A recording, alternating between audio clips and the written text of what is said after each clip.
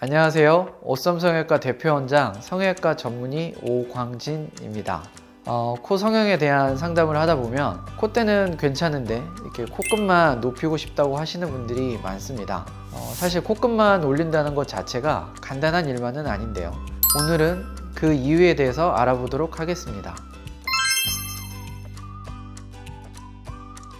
사실 코끝은 코 성형에서 80% 정도의 중요성을 갖고 있는 부위라고 생각합니다. 코끝을 주변 구조물과 조화롭게 그리고 적당한 위치와 각도를 이루면서 잘 만들어주는 것이 코 성형의 핵심인데요. 코 수술은 대개 코끝에 재료를 사용해서 코끝을 세운 다음에 그 위에 콧대를 높여주는 과정으로 수술이 진행되게 됩니다. 옛날에는 L자 실리콘으로 콧대와 코끝을 동시에 높이거나 I자 실리콘으로 코끝까지 오도록 해서 코끝의 모양을 만드는 경우가 많았는데요. 이 경우 실리콘이 코끝 피부를 뚫고 나오거나 아니면 비쳐 보이는 등 문제가 있을 수 있어서 요즘은 코끝은 자가 조직, 즉 비중격이나 귀연골 또는 늑연골 등의 자가 조직만을 이용해서 만들게 됩니다. 코끝 성형의 핵심은 유지력입니다. 얼마나 또 오래 코끝이 잘 유지되는가에 따라서 성공 여부가 달라지게 되겠습니다. 간단히 연골을 이렇게 묶어주거나 아니면 코끝의 위쪽에 연골 이식만을 하게 된다면 코끝을 올릴 수 있다라고 생각하시지만 실제는 이와 많이 다릅니다. 특히 한국인을 포함한 동양인들은 코끝 연골이 굉장히 작고 약하기 때문에 비개방 수술 시 아무리 코끝 연골 묶기나 또는 연골 이식을 한다 하더라도 효과를 보는 것은 힘듭니다.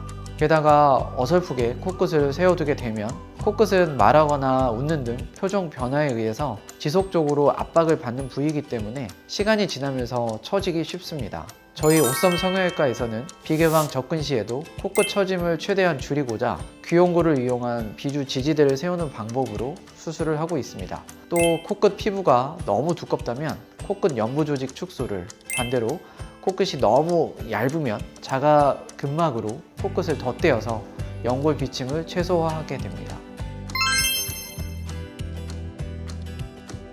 코끝을 유지하기 위한 두 가지 조건이 있는데요. 일단은 피부가 잘 늘어나야 한다는 거, 그리고 기둥을 튼튼히 세워줘야 한다는 것입니다. 코 안쪽에 기둥을 잘 세워주고 피부를 여유 있게 당겨서 마무리해야 오랜 기간 변함없는 코끝을 만들 수 있습니다. 코끝 수술만 한다고 박리가 코끝에만 국한되어 있다면 좋은 모습을 얻기 힘듭니다.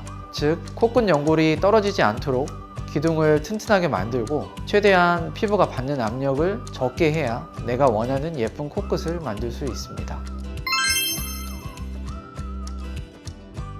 동양인의 코끝 연골은 작고 또 약하기 때문에 비개방 수술 시 연골 묶기만 해서는 원하는 효과를 보기가 힘듭니다. 반드시 코끝 연골을 높이고 유지할 수 있는 자가 조직을 이용한 지지 구조물을 세워야 합니다. 또한 길이 연장이 많이 필요하거나 또는 코끝 연골이 너무 작고 약한 경우라면 비개방보다는 개방형 접근을 통한 적극적 코끝 성형이 필요합니다.